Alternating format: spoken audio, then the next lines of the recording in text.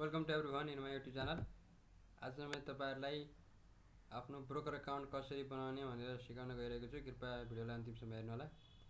र आज चाहिँ म अनलाइन टिएमएस ब्रोकर नम्बर 49 मा ब्रोकर अकाउन्ट कसरी अप्लाई गर्ने अनलाइन घरमै बसी भन्ने कुरा सिकाउन गएको छु।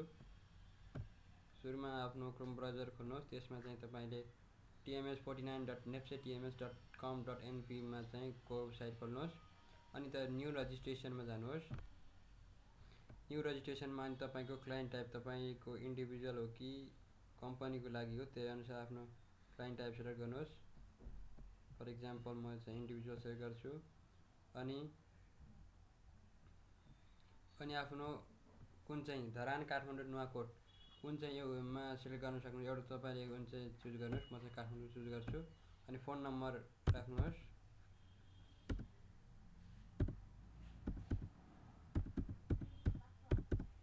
फोन नम्बर अनि प्यान नम्बर छ भने प्यान नम्बर राख्दा हुन्छ, छैन भने नराख्दा इट्स नट नेसेसरी। अनि आफ्नो इमेल एड्रेस राख्नुहोस्।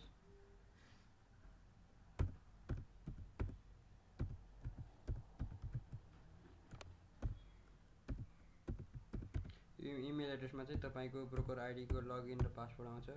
कृपया चाहिँ सेफ राख्नुहोस्। अनि तपाईको फर्स्ट नेम नेक्स्ट गरिसकेपछि फर्स्ट नेम में चाहिँ आफ्नो नाम हाल्नुहोस्। जस्तो फर एक्जाम्पल म नाम राख्छु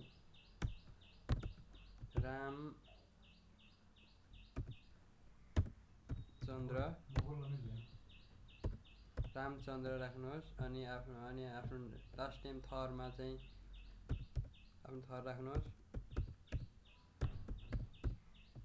म चाहिँ तपाईलाई डेमो देखाउन गइरहेको छु।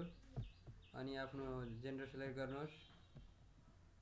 अनि डेट अफ बर्थ तपाईको डेट अफ बर्थ कति हो यहाँबाट सेलेक्ट गर्नुहोस्। फर एक्जाम्पल मेरो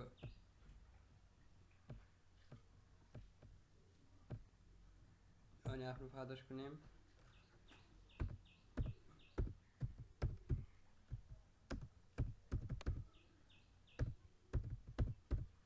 मदर को नेम हाल्नुहोस्।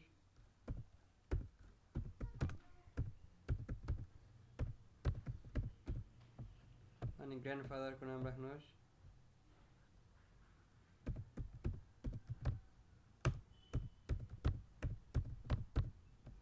अनि तपाई एनआरएन हो कि हैन भने हो भने हो यस गर्नुहोस्, हैन भने नो गर्नुहोस्।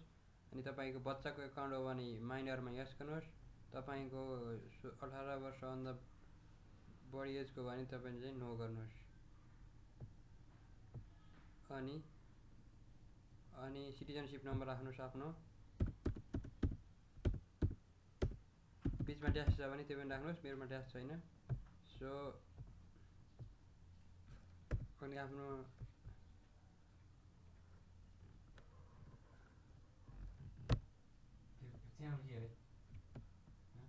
आफ्नो चाहिँ तपाईले आफ्नो सिटिजनशिप इस्यु प्लेस तपाईको नागरिकता कहाँ जारी भएको त्यहाँको चाहिँ जिल्ला राख्नुहोस्। अनि तपाईको कति सालमा नागरिकता जारी भएको कति सालमा बनेको त्यो डेट राख्नुहोस्। सिटिजनशिप इस्यु डेटमा विक्रम सम्वतमा राख्नुहोस्। मेरो चाहिँ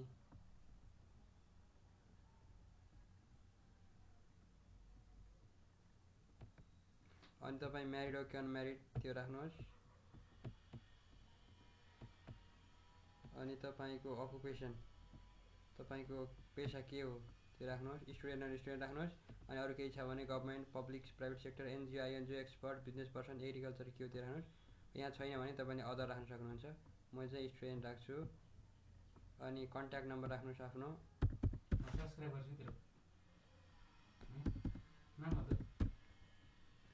यहाँ चाहिँ आफ्नो नम्बर राख्नुहोस्। अनि यो अर्गनाइजेसन नेम यो पर्दैन इन्डिभिजुअलको लागि यो इट्स नट कम्पलसरी। तपाईले चाहिँ फाइनेन्शियल डिटेल्स राख्नुहोस्। यो चाहिँ कम्पलसरी छ। तपाईले कति लाखसम्म कारोबार 5 लाखसम्म गर्नु छ कि 5 लाखदेखि 10 लाख 10 लाख भन्दा माथिको यो अनुसार सेलेक्ट गर्नुहोस्। जस्तै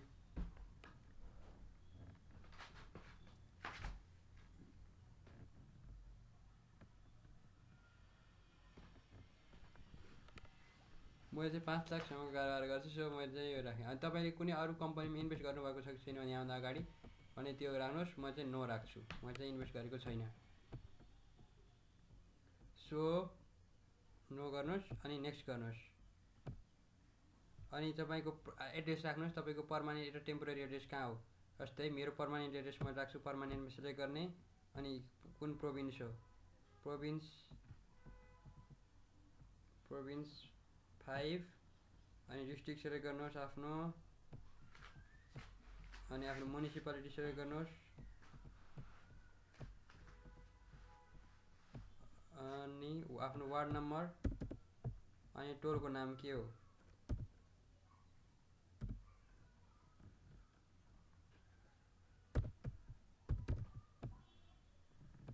नेक्स्ट गर्नुहोस्।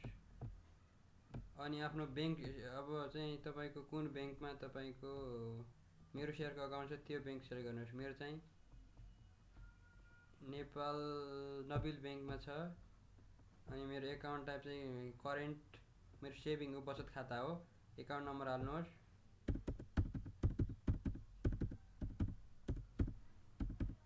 अब 16 डिजिटको छ कि 12 डिजिटको छ त्यो अनुसार एकाउन्ट नम्बर राख्नुहोस्। अनि डिम्याट नम्बर राख्नुहोस्। यहाँ बिओ आइडी भनेको बेनिफिसियरी ओनर आइडी, म चाहिँ डिम्याट राख्छु।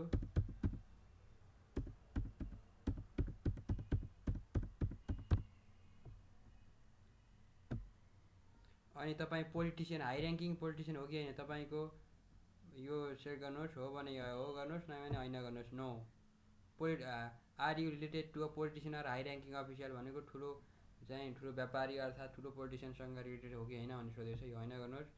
तपाईँ बेनिफिसियरी राख्न चाहनुहुन्छ भने नो गर्नुहोस्, बेनिफिसियरी राख्न चाहन्न। तपाईँले कुनै क्राइम गर्नुभएको छ कि छैन पास्टमा भनेको चाहिँ नो गर्नुहोस्। अनि यहाँ चाहिँ तपाईँले सिटिजनसिप अपलोड गर्नुहोस्। सिटिजनसिप अपलोड गर्दा ध्यान दिनुपर्ने कुरा चाहिँ के हो भन्दा तपाईँले जेपिजी फर्मेटमा अपलोड गर्नुपर्छ र फाइल साइज चाहिँ 200 KB भन्दा सानो हुनुपर्छ। सो जेपिजी फर्मेटमा पासपोर्ट साइज अपलोड गर्छु मैले, अपलोडमा गर्नुहोस्। अनि मैले चाहिँ रेडी बनाएर डेस्कटपमा राखिसकेको छु, पासपोर्ट साइज अपलोड गर्नुहोस्।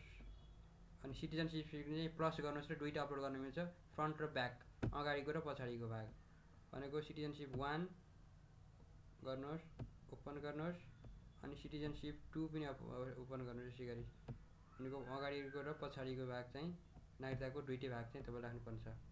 अनि अर्को छ selfie carrying by any government issue भनेको सरकारले दिएको कुनै परिचय पत्र चाहिँ नागरिकता, ड्राइभिङ लाइसेन्स, पासपोर्ट छ भने त्यसको चाहिँ तपाईँले छोपेर आफूले हातमा छोपेर त्यो आइडी चाहिँ तपाईँ फोटो खिचेर राख्नुपर्छ। यसमा चाहिँ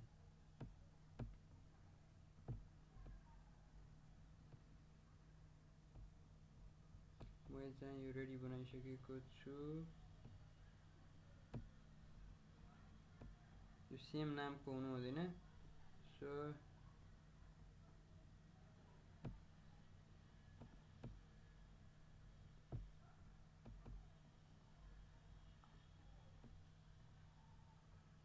भनेको 1 MB भन्दा ठुलो MBको फाइल चाहिँ तपाईँ अपलोड गर्न पाउनुहुन्न, यो चाहिँ ध्यान दिनुपर्ने कुरा हो। अनि चाहिँ सिग्नेचर अपलोड गर्नुहोस्, आफ्नो सिग्नेचर रेडी, स्क्यानिङ सिग्नेचर। म चाहिँ डेस्कटपमा राखिसकेको छु, सिग्नेचर ओपन, अनि सिग्नेचर। अनि तपाईँले अरू चाहिँ यो चाहिँ प्यान नम्बर छ भने प्यान नम्बर राख्दा हुन्छ, इट्स नट नेसेसरी।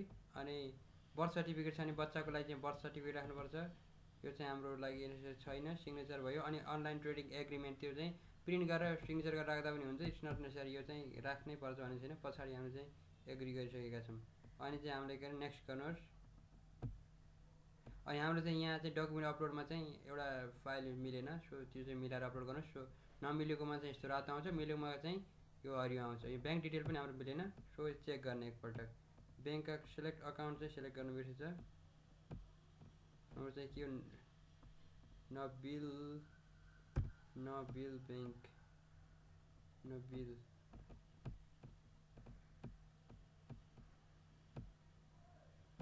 चाहिँ ब्याङ्क भइसकेको छ। अनि डकुमेन्ट अपलोडमा चाहिँ यहाँ एउटा मिलाएपछि तपाईँको हुनेछ।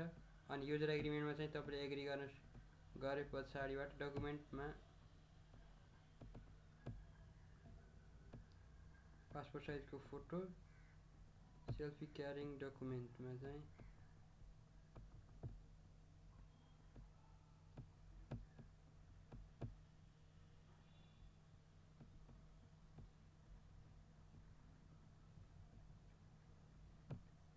हाम्रो सबै कम्प्लिट भइसकेको छ। अनि यो प्रिन्ट गरेर सिग्नेचर गरेर तपाईँ राख्न पनि सक्नुहुन्छ, नराख्दा पनि हुन्छ।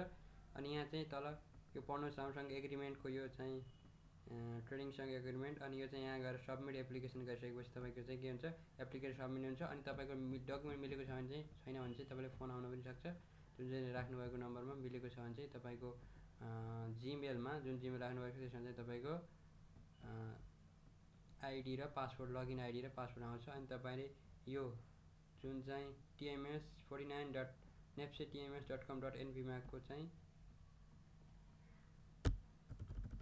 मा गएर लगइन गर्न सक्नुहुन्छ। यसमा गएपछि तपाईँले यहाँ लगइन, यहाँ चाहिँ क्लाइन्ट कोड राख्ने अनि पासवर्ड राख्ने। अनि यो क्याप्चा राखिसकेपछि